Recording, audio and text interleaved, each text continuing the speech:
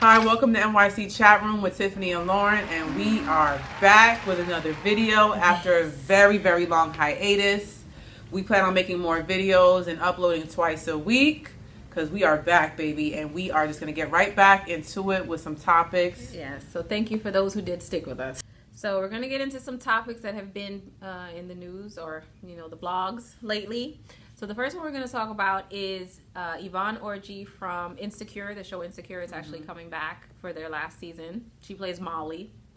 So there was a question, I think it was on Twitter, where they asked who was the meanest celebrity that you've ever met. And a young girl said that it was Yvonne Orji. And the reason is because she was at a women's empowerment conference. And she had asked her for a picture. She asked Yvonne for a picture, and Yvonne had said no. So the girl was like, okay, cool, fine. And she went and took her seat at the conference. And then during her speech at the conference, Yvonne said to the girl, well, first she was saying her part. She was saying why she doesn't take no for an answer, and that's why she has gotten so far in life, because she doesn't take no for an answer. Then she looks over at the girl that she had said no to the picture for, and she was like, I hate the word no. I do. And I know I told you no when you asked for a picture, but God bless it. After this talk, you'll see why I'm like, you should have asked for more. You should have just kept going. But I hate the word no. I know you asked for a picture earlier, and I had said no, but, God bless it or something like that. Because pretty much saying, like, if you hadn't... Charge it to the game, bitch. Right, like, sorry. I know I'm talking about, not taking no for an answer. Like, no weak ass takes no. Right, so she pretty much was telling her, like, you should have been more persistent. Maybe you would have had your picture. Yeah, God bless it. Yeah, so it's kind of like celebrities want you to respect their whole, their space and everything, which is fine. They're people. It's not that serious. But then at the same time, you're going to embarrass the girl. Like, you didn't have to point her out. You could have said the story without even mentioning her. Like, you didn't even have to bring her up. Right. So it's I think she was just doing the most. And then she tried to apologize, and her apology was still just shady. This is giving Molly, like, I know the last couple of seasons of Insecure, I really hated her character. I really wanted to punch her in the face. I agree. And she was giving me a hater. And she was giving me Molly at this conference that, God bless it. Who are you talking to? Right. I mean, I definitely would have been in the audience like, I ain't want your picture that way. Security would dragging me out. I'd have been like, what do you mean try harder for a photo? I don't think it's appropriate. Like, okay, your message, yes, persistence is great, but I shouldn't have to be persistent to take a photo with you. Right. Who and are you didn't have to call her out. You could have just mentioned it as an example of someone else random. Right. So recently there was a viral story of a couple. I was going to say young couple, but it's an older guy and a younger bride who I believe the bride was 18 years old. Yes. And this was the groom's goddaughter. And they have a kid together. They do have a kid together. Yes. Okay. I think the child is like... she has several kids. She has 5 children. Oh, I didn't know that. Yeah, she has 5 children. Oh. So one is his. Right. Okay. They have a daughter together. I think it's a daughter. Right. Mm-hmm. So, and also the goddad / husband used to deal with her mother. Yes. So, and now they're a married couple. I think that these are things that, we've seen a lot of in the past. And, this is kind of, I think what makes people a lot more, there's a lot of people who are marrying younger women. A lot of men who are marrying younger women in other cultures. And I think historically that has been the case. But I think what makes this icky is that you took on a parent role in her life as a godparent, and there's that photo of people you have been holding saying her. It's kind of like grooming, like he was kind of grooming her in a lot of ways, because it's like you've known her whole childhood life, and now you have a child with her, and she's only 18 right now. So how long have y'all been doing this for? She ain't your regular 18 though. I'm 18, I'm grown now. Talking about, oh, you just a baby. I'm 18, bitches. I moved out my mama house when I was 16. 16. Fucking 16. What did I do? Get a job. Pregnant and all, working. Pregnant. Fucking working. At 16 with no motherfucking body. I ain't had nobody. My mama was a druggie. Nobody, never had nobody. I'm not saying this to show to have no sympathy or looking for sympathy. Nobody sympathizing with me. This is not what it's for. I'm just letting y'all know that I don't give a fuck about y'all opinions. It don't mean shit to me. It don't, because at the end of the day, everybody have a life to live. I understand. And if you listen to her mom talk, right, he's the least of her worries. Like, but to me, it's like you're still, regardless of whatever, she has other kids and whatever, you're still the grown ass man in the situation. So you should still be like, you're still a child, regardless of what you done went through. Right, you're still a child. And I agree, but we talking about hood logic. And you know, the hood will have like one baby daddy. But there's still usually a code in there. No, still... and then they'll have a baby with the sister, and then there's but they usually then the grown. Start fighting. And I mean, 18 is still considered adults. But how long y'all been doing this for? Like how? Yeah, and you know, they've been getting dragged all over social media, and they've come out and also said, you know, pretty much he's telling people to mind their business. She's telling people pretty much. She's the main one. The way that she's responding is giving me Azriel. We're with him. That's our relationship. We're with him. Yeah, that's what it is. And we're in a relationship with him. Right. You just said it. A very strong relationship as well. Both of you? Yes, most definitely. You know, is it a three-way sexual relationship? Sexually? Well, first of all, I'm not here to talk about my personal life. Okay. And I would never share with no one what I do in or outside of the bedroom. And as a woman, I'm sure you would not either. You know, from the R. Kelly, from the interview with Gayle King, it's giving me mind your business, get good over here. Right, and then we see what happened with that, and how. So, but for me, it's hard to come back from that when you're telling us all to go suck a beep, and then you're like, I got out that situation. It's like, weren't you telling us all that we can go suck an egg? But they were pretty much saying it was a lot of manipulation, which I think it is a lot going on here. I think it is because she's, you know, because of her, right? That too, and then the way she's brought up. We've heard her mother speak, so it doesn't sound like she's really had finance, exactly. She hasn't had any real stability, so you know he's given her that in a lot of ways. But it's still nasty and it's still wrong. My mom would always talk about like how, you know, there's kind of a thing in Jamaica where, you know, women will date for upkeep. Like, you know, but we've always seen that because we see people of other ethnicities, as we said, do the same exact thing, and that it's a known thing. Like, there's no secret in that. Right. You date for your stability. That's just how it is. So, I mean, I think it's only. I'm not gonna say only, but you know, the black community is always supposed to be women. You're supposed to come with your own. You're supposed to do this. In other cultures, you don't. Yeah. You're supposed to be educated. Yes. You have to have a certain look. Yes. Right. You're supposed to be domesticated. That's right. Exactly. But for us, we have to be strong black women on our own. We don't need no man for nothing and all of this type of, you know, stuff. But she was showing her little 89 Honda keychains, baby. She was like, I got cars on cars. Let me stop. I don't know the year her car, I'm just saying. But, I mean, I hope that she knows what she's doing.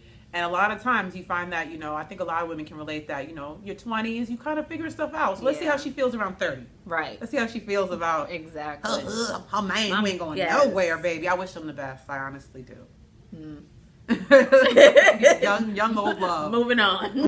So next we're gonna talk about Willie. And if y'all don't know who Willie Taylor is, he was in the group Day 26. That was that was it P Diddy's group. Yes. Right? Yes. So they were Bad Boy. Right. Okay. So Making the Band. Yes. Right. So Willie Taylor. I feel like you just have to say his name like that. Willie Taylor. Willie Taylor and his wife Shonda. You know, have been together for.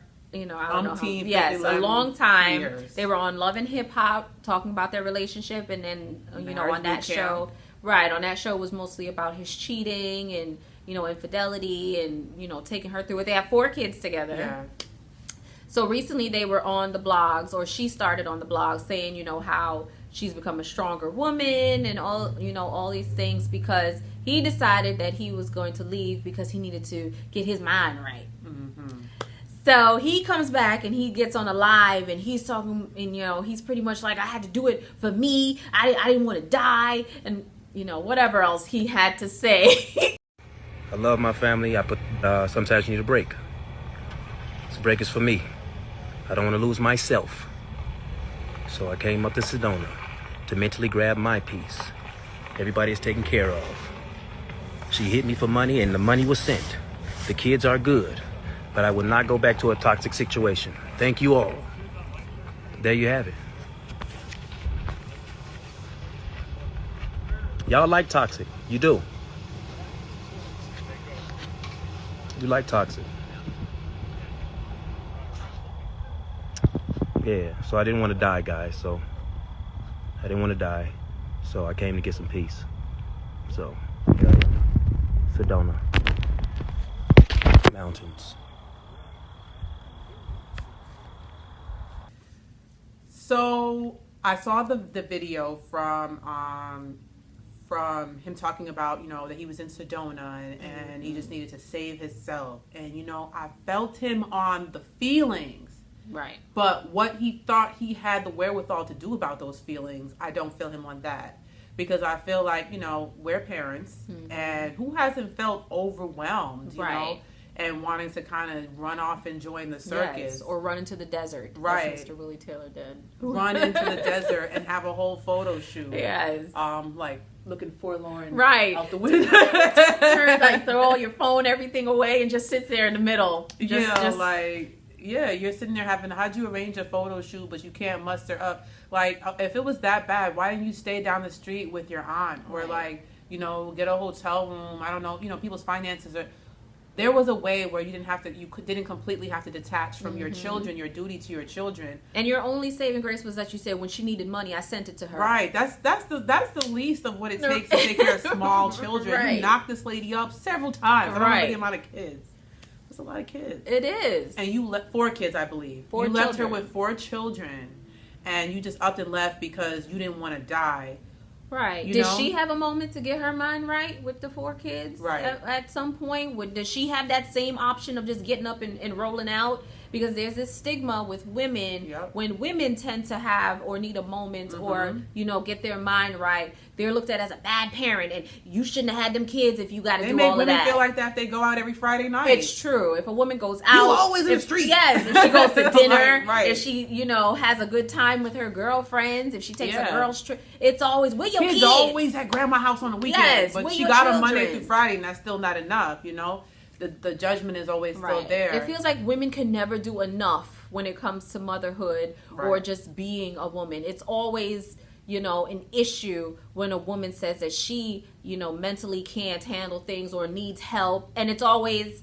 It takes away from your womanhood to say that, to say, hey, I'm not handling the pressures of parenthood well. It's like, well, you a mother. Those your kids. Yeah. You were supposed to be doing this. You're supposed to be doing that. Like, I did it. And it's just, you're just supposed to, like, just roll with the punches. And the kids usually, I mean, not all the time, but most of the time, kids look to mommy first for their needs, their day-to-day needs, which is why it was probably so easy for him to slide out and go to Sedona, because he's not the one that's like, I'm the everyday, right? Yeah, like doctor's appointments, school trips, you know, just homework, any of those things is probably always her. We don't know them personally. We're just going off of what we see. And just, you know, what we see of other people and experiences. Because I think there's a commonality among some of our experiences that we have. And I feel like, you know, a lot of times men will stir up this pot of toxicity. They'll put a bunch of lies, bunch of cheating, domestic violence, whatever the case is, whatever things that builds up resentment within women, it goes both ways. And then when the women become bitter, then they're like, or just tired toxic. And aggravated. Like, I'm tired. I understand you trying to chase your dream of still trying to get your music career, and she's probably been there through every, you know, session and whatever else. She wanted to sing as well, and she put it on the back burner so that he could, you know, run around and grab cheesecake for Diddy and stuff like that. And, you know, and then you cheat on top of that, like all of that and wrapped up in one, and then you're also a cheater. So it's kind of like a serial cheater. And your girls don't even stay in their place, like that they're bold, you know. So it's a lot. It's always, and you know, and there's always the excuse for women, like, well, you should have chose better. You should, like, I'm supposed to know. It's always the woman's fault. Like, it is. It's her fault for getting pregnant. It's her fault for choosing him, and he just needs a break. Leave that man alone. Right. He's doing for his family. I saw one comment that was like, "Damn, what your kids do to you?" Honestly, like, like okay, it's true. Like, you drive me crazy, but what they do, where like they put on ice, like I need a minute. I need space for my children. I gotta clear my head. The thing is, I FaceTime them every day. Nice. Okay. Like, all right. Yeah, it's sad that it's kind of this double standard when it comes to men and women, and how, you know, they're treated, you know, in society, when mental wellness and everything, we agree that it is something that's very important. In we always talk about in the Black community how it's not talked about enough. It is very important, and no one's saying that he shouldn't, be able to clear his mind, but that should have been something that's arranged. Like no one's trying to minimize like how he feels. Right. You feel that way. What is a reasonable thing that we can come up with, right, to help you with these feelings? Right. And you can't just, put yourself all the way first because you're a parent. And, a lot of times, even though, look, in contrast, you have the young woman who was crying out for help on the internet and felt utterly trapped. Now, I know there might be differences in socioeconomic situations between her and Willie, but I just feel like there's, you see this all too often where there are women who leave also and take a break from their children. As we saw depicted in like Pursuit of Happiness, right? Where the mom was like, I can't do this anymore, I gotta go. Right. That's real life. But much more we see that the men are doing these things and feeling like, oh, it's too much, I gotta go for my mental health. But then, what I gotta do with the price of tea in China. Right. You know what I'm saying? And this woman felt so stuck that she committed suicide. Yes. She didn't feel like she could just, pawn her kids off and just go figure it out. Yeah. And I feel like that's true for a lot of mothers, including, and Shonda is expressing, you left me stuck with these 4 kids. She's not like, oh, I'm chilling, I got this. She's expressing that she's uncomfortable. That she's frustrated just as much. The woman we're talking about is Olivia Popham. They said, throughout time she's expressed online that she was, she needed help. That she was pretty much crying out for help online, saying that it was too much for her. Right. And she ended up driving, I think it was in front of a truck, and killing herself because she just couldn't handle, and she left that message saying that she documented it. Yes, that she was thinking, like leading up to like, hey, it's up to the day that she said, "Listen, I'm sorry for people who were there for me. I love you, whatever." And then she went and killed herself because it was just too much. And she did try for help, from the children's father, saying that she needed, help with them being there, and she didn't receive the response that she was looking for. Right. So. And she said one of her posts, I remember saying that, if she were successful at doing, taking her own life, not to give the kids to the father, because they weren't helping this whole time. So, much more we see that men just have, if you have poverty or what, I'm not saying they're poor, I'm saying in life, you have poverty or things that make people aggy and aggravated. Right. I just feel like sometimes the dads kind of feel like they have the right to be like, this too much. Right. So I think that Willie needs to probably stay away from Shonda because, at least for this is probably the best thing he could have did for her. Right. Like, for her doing something so drastic, this is probably the break, hopefully, that they need to break this crazy ass. Next, we're going to talk about Brian Laundrie, murder suspect in the Gabby Petito case. It was it's been going on for over a month now. As everyone knows, it was a national sensation. I dare I say international. Yeah. That these were travel vloggers that were kind of living in a van style deal. Yeah. Portraying this picture perfect hippie love story that ended in tragedy, as we all know. Right. And the body has been found of Mr. Laundrie, and it just seems very. I don't believe peculiar. I do not believe that is his body. I know, people are going to say this is a conspiracy theory or whatever, but it was they found it next to his stuff. And it was in Florida, right? Florida they found him? Let's take a look. I think it was Florida. Because they were saying that his remains, and people were like, well, how did he decompose so fast? Yeah, they said they found his body next to his things, and, I don't believe it's true, because I feel like it's too wrapped up nicely. They've been suspecting his parents for a while of helping him get away and all of these things, and I still believe that. I still believe that he is somewhere, enjoying life, and he's faking his death. I know this is very, TV, way of thinking, but... yeah, I don't believe that they found him, but I think it's Florida that they said they found his body. Now, I feel the exact same way, and I have nothing other than just my gut, in my opinion. Okay, I feel like they're showing a swamp. Yeah, where he was found. Mayaka that's $1 million word. I will put it on the screen. Creek Creek Environmental Park, where items belonging to Brian Laundrie were found and saw no police presence at the park. Additionally, police have sprayed orange paint that appeared to contain numbering or lettering about 10-15 yards from where the item and his bag were found. So I just feel like he went home and was like, help. And they called Uncle Bubba. And then they went to, and then they worked some things out. I'm not trying to be funny. It's a very unfortunate situation, but it just seems very nicely tucked in with a bow very quickly. It went from, if he committed suicide right after they found the body, I would have believed it more. But it just a month later, and he's a survivalist. I don't know. Yeah, I don't believe that they found his body particularly. I think they felt pressure to wrap this case up. Because as we, everybody's been, been in the news, and it's a missing white woman or, a killed white woman. Yeah. I think that played a lot into it, of them, feeling pressure to find the body, or at least find, a story to tell. So I don't believe it's really his body, but, what can you do? You just got to go with what they say. I think overall the lesson is that, especially if you have young adult children, to try to stay connected with them, to find out what's going on in their life, because it's so easy to say, how are you, fine, and then I think it also was something with mental health too, when it came to her and the situation. So I think that also played a part in it as well, the whole mental health issues. So our last story that we're going to do is about a young guy named Timothy Simpkins. I think it's been going on for it's about 2-3 weeks. So this was in Texas. There was a shooting at school where he shot a young kid. I think the kid was teacher. And a teacher. Okay. That tried to break it up, I think, right? Yep. Yeah.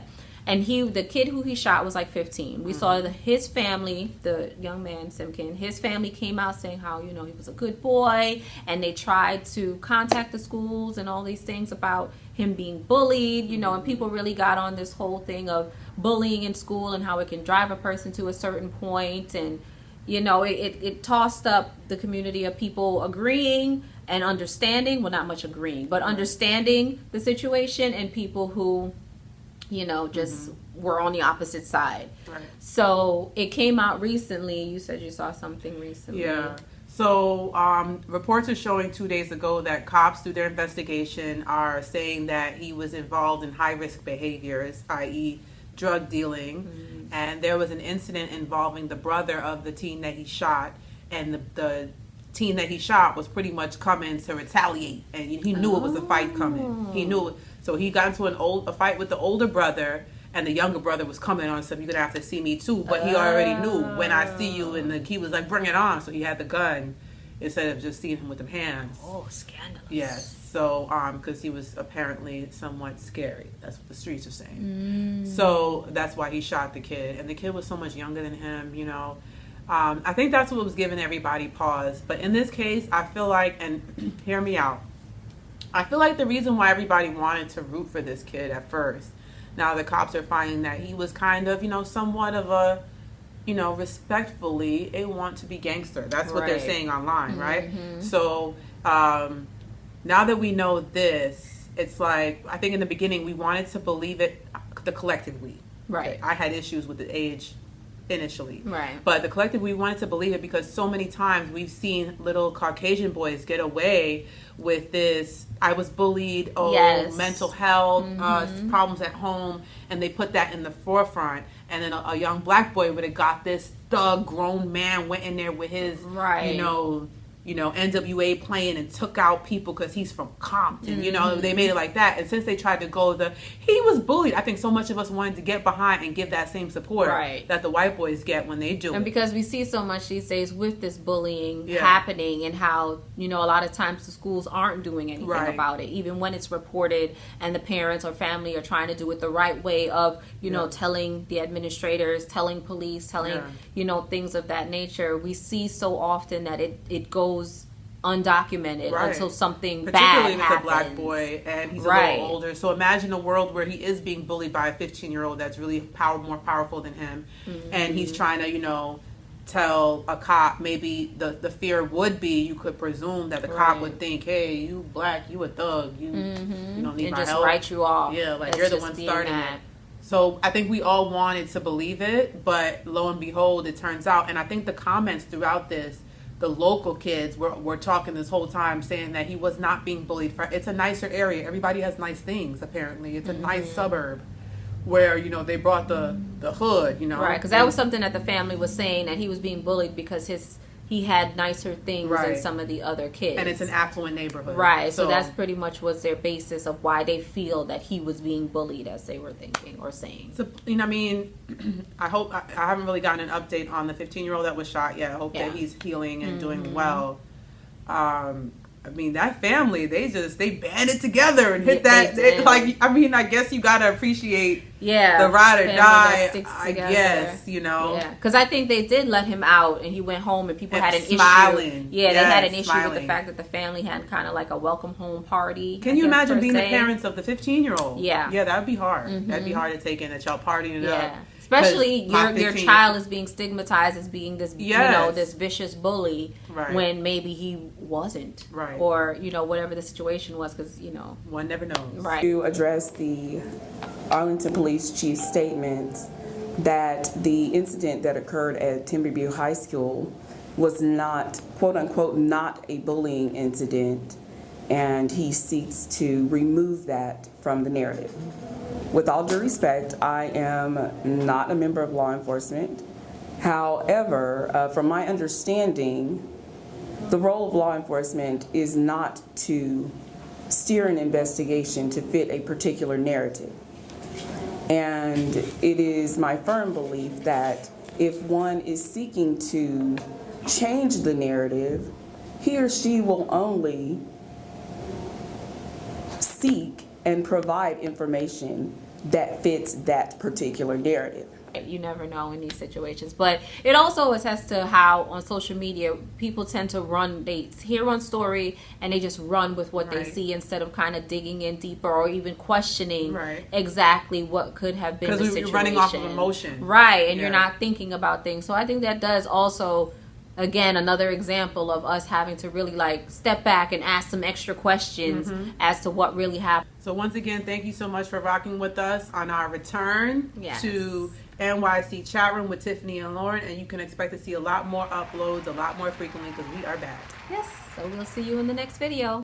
My name is AKA Aki.com, and this is Magnum Season 10. Now they're gonna help. Now they're gonna help me, no man. Help you, know, sister, me a check out me and boss me. Producer boss me, no man. You know, me never hold a 10 or a 15 and still me teeth like puss and sneaking like rock. And me no want them broke me foot and me no want them broke me. Still me teeth like puss and sneaking like rock. And me no want them broke me foot and me no want them broke me foot and me no done.